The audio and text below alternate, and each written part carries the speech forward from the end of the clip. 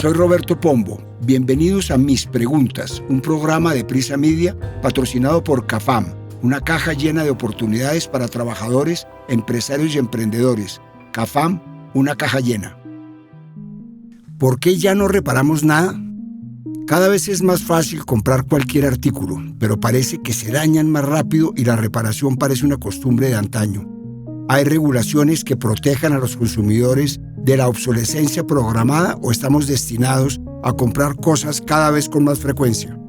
Para este capítulo hablamos con Juan Pablo Rocha, director general del Grupo Untold Colombia, con la economista y senadora electa María Lucía Villalba, con Jorge Enrique Sánchez, ex superintendente delegado de la Superintendencia de Industria y Comercio, con Alexandra Feil-Schneider, vicepresidente de Postventa y Sostenibilidad de Automotores Toyota Colombia, y con María del Mar González de Spare Agency. Soy Roberto Pombo y este es el capítulo 192 de Mis Preguntas. Bienvenidos. ¿Se han puesto a pensar si la profesión a la que usted se dedica hoy en día seguirá existiendo en un siglo? Con el avance de la inteligencia artificial, esa pregunta se ha hecho cada vez más importante. Se habla de que se van a perder millones de trabajos y que otras profesiones van a pasar a ser historia muy pronto. Pero esto no es nuevo. Hay ciertos oficios que parecen destinados a desaparecer desde mucho antes, como muchos otros ya lo han hecho. Quizás algunos de ustedes están muy jóvenes, espero, para recordar que alguna vez y por mucho tiempo la leche no se compraba en supermercados en envases, Tetra Pak, y que podía durar semanas en la nevera, sino que era un camión que tocaba una campana avisando que había llegado o que simulaba el mugido de una vaca, lleno de cántaros metálicos que vendían la leche por los barrios y que se servía directamente en las ollas en las que se hervía varias veces para matar las bacterias. Otro oficio que murió por completo es el de los ascensoristas. Si a usted no le tocó, era tan sencillo como lo imagina, una persona que se dedicaba a hacer funcionar los ascensores. Como al principio de este invento eran aparatos más pesados y complicados, no cualquiera podía operarlos y se hacía necesario que alguien empujara la palanca y llevara a los viajeros verticales al piso que tenían que ir. Algunos viejos edificios en las ciudades grandes de Colombia todavía tienen algunos. Pero con el paso del tiempo, los ascensores se fueron haciendo cada vez más sofisticados y sencillos de funcionar. Basta con presionar el botón del piso y en cuestión de segundos el ascensor nos lleva a ese piso. La lista de profesiones perdidas es larga. Las mecanógrafas, que se encargaban de transcribir en máquinas de escribir, los linotipistas, en fin. Pero hay otras que, aunque todavía existen, parecen destinadas a acabarse pronto y no gracias precisamente a la inteligencia artificial. Me refiero a los técnicos reparadores de celulares y electrodomésticos, sastres que arreglan ropa dañada o zapateros que se encargan de darle segunda vida a esos zapatos de suela desgastada. Antes, reparar las cosas era tan normal como comer o dormir. Los zapateros remendaban suelas, los técnicos de radio vivían de arreglar aparatos una y otra vez y la gente cosía su ropa hasta que la tela no aguantaba más. Reparar era cultura, era la relación que el ser humano tuvo con los objetos durante milenios. Las cosas tenían historia, tenían nombre, tenían valor sentimental y también valor económico. Si algo costaba trabajo y dinero conseguirlo, tenía todo el sentido del mundo cuidarlo. Piense, por ejemplo, en esos aparatos antiguos que todavía pueden verse en las casas de personas mayores, tocadiscos, cámaras, televisores, y que, aunque ya no se usan, todavía funcionan. ¿Se te quitó o no se te quitó la falla? Pero es que... Entonces, si se te quitó la falla, ¿por qué vas a cuestionar mi capacidad intelectual para entender la electrónica de este tipo de vehículos que son táctiles? Yo te iba a cobrar más, pero dije no, porque yo soy un carajo honesto. Entonces, ¿qué pasó? ¿Son ahora los electrodomésticos y productos de menor calidad? Le trasladé la inquietud a Juan Pablo Rocha, director general del Grupo Untold Colombia.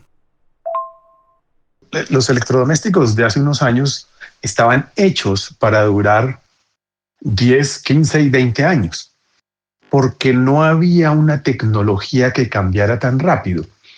Se diseñaban simplemente con una funcionalidad muy específica, ya fuera aspirar, calentar algo, mantener algo frío en una nevera, punto. La tecnología lo que ha hecho es agregarle una gran cantidad de funcionalidades que hace que la gente las quiera tener cada 2 años, cada 3 años. porque la tecnología va muy rápido. Entonces, ya no se necesita que los electrodomésticos duren 10 y 15 o 20 años, porque de alguna manera el ciclo de cambio se volvió mucho más acelerado. Entonces, evidentemente, pueden bajar la calidad, pero agregan y aumentan las funcionalidades tecnológicas. Ustedes, como yo, tienen la sensación de que ahora las cosas duran menos, y por cosas, que es una palabra amplia, me refiero a casi todos los objetos. Los electrodomésticos fallan antes, la ropa se desgasta más rápido, los dispositivos tecnológicos parecen diseñados para quedarse desactualizados en pocos años. Y no es que me haya puesto nostálgico. Esa sensación está alimentada por cambios en la economía, en el diseño de productos y por la forma en que los consumimos. Pero primero miremos atrás, a la historia de cómo llegamos a consumir como lo hacemos hoy. Como lo cuenta el historiador Joseph Francis Valls, terminada la Segunda Guerra Mundial, Estados Unidos y los países de Europa Occidental necesitaban reactivar sus economías destruidas.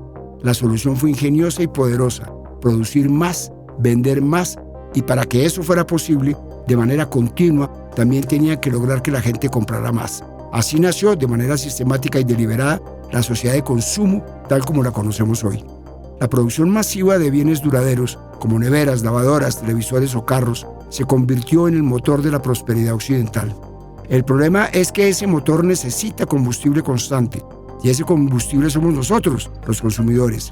Para que el ciclo no se detenga, el sistema necesita que sigamos comprando, y para que sigamos comprando, los objetos no pueden durar demasiado. Así fue como, casi sin darnos cuenta, pasamos de ser personas que reparan o arreglan a personas que reemplazan.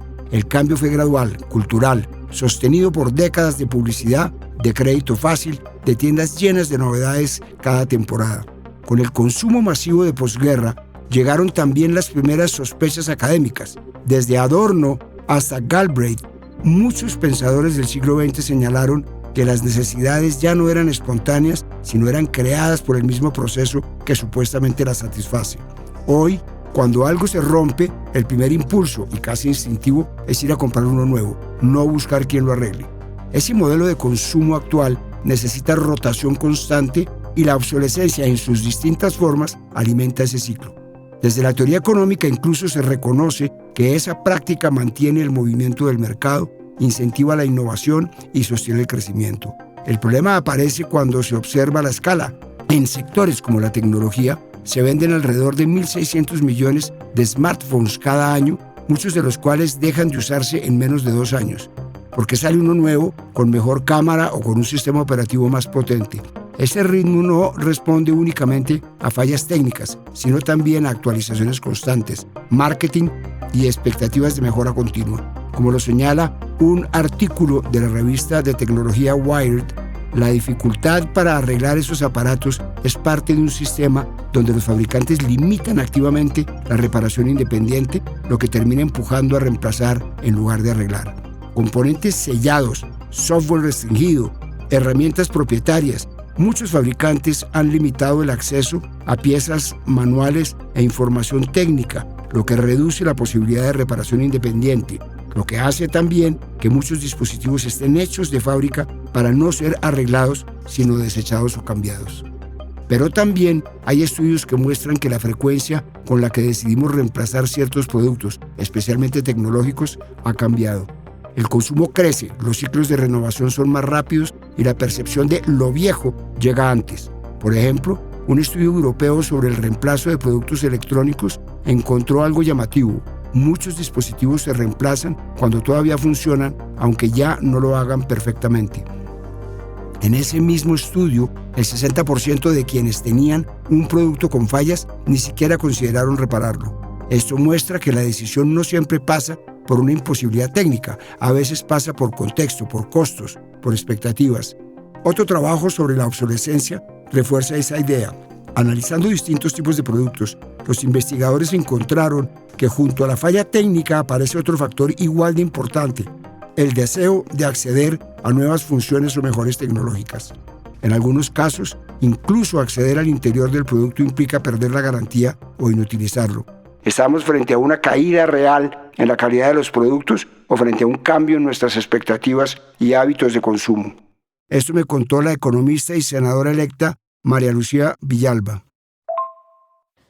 Yo diría que es una combinación de los dos factores. Por un lado, algunos productos sí parecen estar siendo fabricados con materiales menos duraderos, con piezas que son más difíciles de reparar o con repuestos que son tan costosos que en la práctica muchas veces termina siendo casi igual de caro arreglarlos que comprar uno nuevo. Y eso genera la sensación de que los productos están hechos para ser reemplazados rápidamente. Pero por otro lado, también han cambiado nuestras expectativas y nuestros hábitos de consumo. Hoy compramos más, comparamos menos, buscamos productos más modernos con más funciones y esa presión también afecta la forma en que se producen y se venden las cosas. Además, en muchos casos lo que más pesa en la decisión de compra no es solo el producto sino la marca, y esa lealtad hacia la marca que se desarrolla hace que sigan comprando sus productos incluso cuando el consumidor sabe que probablemente será reemplazado al poco tiempo. En Colombia el debate no es simplemente si un producto es bueno o es malo. El Estatuto del Consumidor exige que los productos cumplan con condiciones de calidad, de idoneidad, de seguridad, es decir, que deben servir para lo que se espera de ellos y cumplir con lo que se ofreció en la publicidad, en la venta. El verdadero problema aparece cuando el consumidor no toma una decisión plenamente informada, es decir, puede creer que está comprando algo duradero cuando en realidad quiere un producto de vida corta, difícil de arreglar o más costoso de mantener de lo que parecía. ¿Han escuchado hablar de obsolescencia programada? Piense en objetos que fueron diseñados para dañarse en un momento específico, con una fecha de caducidad, como la leche, aunque puede hacerse para durar mucho más. El término lleva dando vueltas ya varias décadas. Todo comenzó en 1924, cuando un grupo de fabricantes de bombillas llamado Phoebus acordó reducir a propósito la vida útil de las bombillas de 2.500 horas a apenas 1.000. Pensaron que si las bombillas duraban menos, los clientes iban a tener que cambiarlas más rápido y por tanto los usuarios iban a tener que comprarlas más a menudo. Ese acuerdo reunía a empresas como General Electric, Philips y Osram. Hoy a eso lo llamamos una conspiración comercial, o en Colombia seguro alguien lo bautizaría el cartel de los bombillos. También se cree que el origen de la obsolescencia programada se debe a la industria automotriz en Estados Unidos. En los años 20 el mercado de los carros estaba saturado y las ventas empezaron a caer. Para evitarlo, el ejecutivo de General Motors, Alfred P. Sloan Jr., sugirió lanzar nuevos modelos cada año. El principio era el mismo, no mejorar el producto, sino hacer que el anterior pareciera insuficiente. Pero fue ya en la década de 1950 cuando el concepto se popularizó y se le dio nombre. El diseñador industrial Brooks Stevens lo definió como instalar en el comprador el deseo de poseer algo un poco más nuevo, un poco mejor, un poco antes de lo necesario. Una definición que revela con una honestidad casi incómoda una lógica profunda de consumo y producción desmedidos. Desde entonces, la obsolescencia programada se puede ver en varias presentaciones. La más obvia es la física, un producto diseñado con materiales o piezas que se desgastan en un tiempo calculado. También existe la obsolescencia funcional forzada, cuando no existen repuestos disponibles en el mercado o los repuestos o el arreglo son más caros que el precio del compra, lo que termina por llevarlo a uno a comprar otro. Y la forma de obsolescencia más poderosa es la obsolescencia por deseabilidad, esa que nos hace sentir que el celular, el computador o el televisor, que funcionan perfectamente, ya quedó viejo porque salió un modelo nuevo con una cámara o una funcionalidad apenas un poco mejor. Busqué a Jorge Enrique Sánchez, ex superintendente delegado de la Superintendencia de Industria y Comercio, y le pregunté: ¿existen regulaciones que protejan a los consumidores de la obsolescencia programada o estamos destinados a comprar cosas cada vez con más frecuencia? En Colombia, la verdad es que no existe actualmente una regulación expresa que tipifique o sancione autónomamente esa práctica, pero ello no significa que el fenómeno sea jurídicamente irrelevante. El Estatuto del Consumidor, la Ley 1480 de 2011, ofrece diversos ejes normativos desde los que puede la autoridad eventualmente abordar este tipo de prácticas a través, por ejemplo, de los deberes asociados a la calidad de los bienes, a la idoneidad de los mismos, incluso a la seguridad de los productos. En Colombia hay unas obligaciones muy claras de garantía legal, de suministro de información suficiente y veraz. Incluso la superintendencia ha desarrollado regulaciones asociadas o vinculadas al soporte técnico y de repuestos de algunos bienes. En esa medida, un diseño orientado artificialmente a limitar la duración o la reparabilidad de un bien podría, creo yo, ser examinado como una afectación de las expectativas legítimas del consumidor sobre la vida útil y el funcionamiento razonable del producto, e incluso sobre la información necesaria y suficiente que debe tener sobre él. Y en esa medida, bien puede la autoridad abordar y aproximar estas circunstancias para hacer una evaluación y, sobre todo, por razones de buena fe, pues el comercio ciertamente está sometido a este principio que es incluso de rango constitucional. Comprar cosas como artículos electrónicos, ropa o accesorios es cada vez más fácil. Y lo digo desde todo punto de vista. Por ejemplo, piense que hoy en día acceder a un celular es más barato y más sencillo que hace un par de décadas. Lo mismo pasa con los televisores inteligentes o incluso con ropa y calzado. Seguramente a usted como a mí le ha aparecido alguna publicidad de plataformas como Temu, AliExpress o Shein, páginas de comercio electrónico chinas en las que se pueden comprar productos traídos desde China a un precio muy bajo.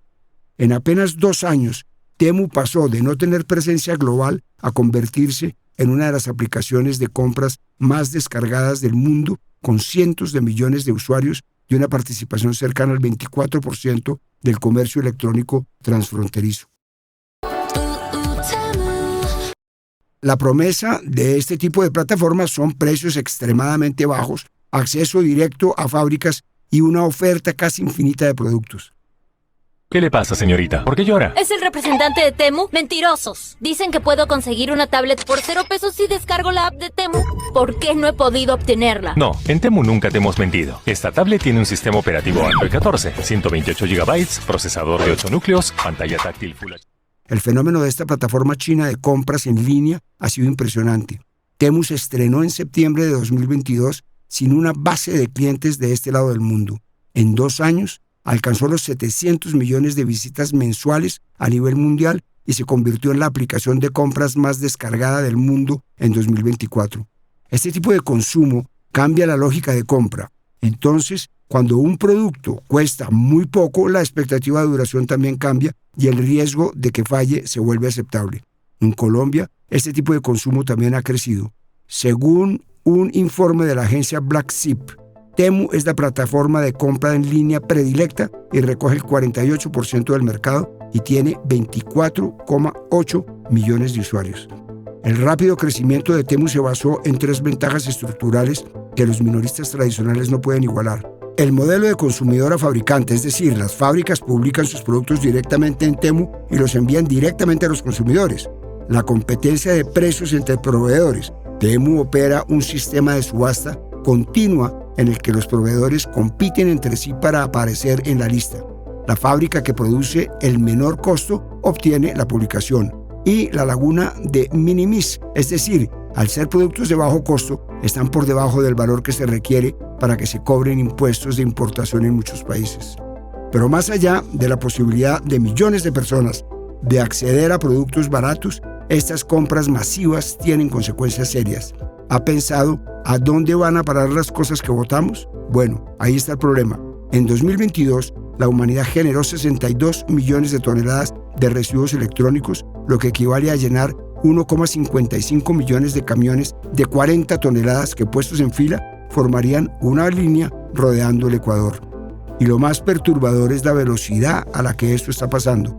Según un informe de Global E-Waste Monitor 2024 de la ONU, la generación de residuos electrónicos es hasta 5 veces más grande que lo que se recicla, y ese número en 2022 representó el 82% más que en 2010.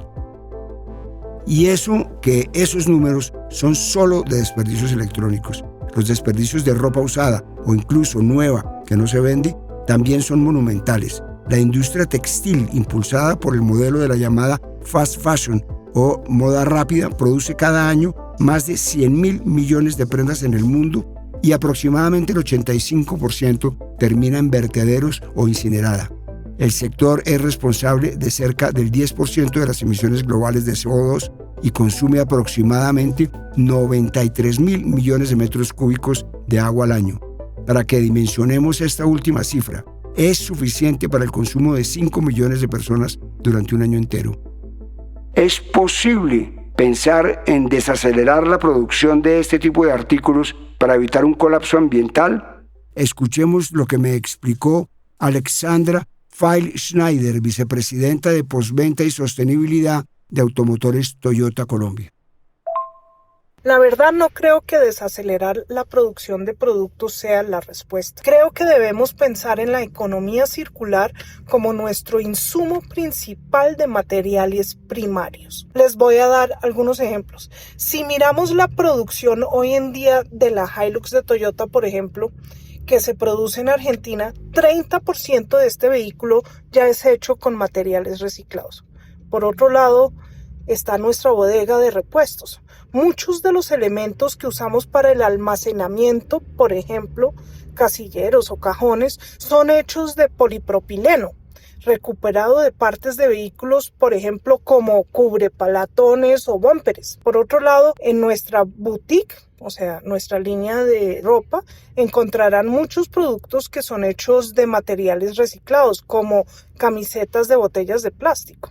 Es decir, en vez de desacelerar la producción, deberíamos pensar en la reutilización de materiales como el camino para generación de nuevos productos. Y aunque la tendencia de producción y consumo parece ir cada vez más rápido, miremos también algunas de las iniciativas y propuestas que hay para romper con el ciclo de comprar, botar y volver a comprar. Aunque la tendencia apunta a que cada vez se produce, se consume y se desechan más artículos, hay varios movimientos e iniciativas en el mundo para que esto no siga siendo así. En 2009, Martine Postma, una periodista y activista holandesa, fundó en Ámsterdam el primer Repair Café o café de reparación, un espacio comunitario donde las personas llevan sus objetos rotos, electrodomésticos, ropas, bicicletas, juguetes, y con la ayuda de voluntarios con conocimientos de electrónica, costura, carpintería o mecánica, aprenden a repararlos.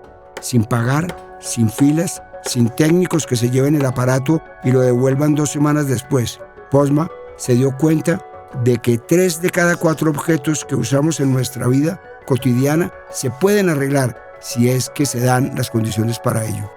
Y más allá del hecho físico de reparar productos y evitar que se echen a la basura, en los Repair Café también se refuerza la conciencia ambiental de los vecinos y se genera un sentido de pertenencia entre la persona y el objeto.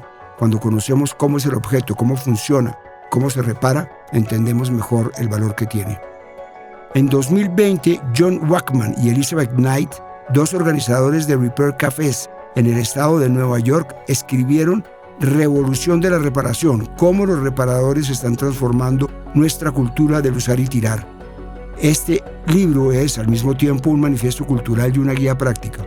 El libro explora la diferencia cultural entre las economías lineales y degenerativas, las de producir, usar, botar y comprar, y las economías circulares y regenerativas, en las que se reutilizan y se les da vida a nuevos artículos usados o dañados.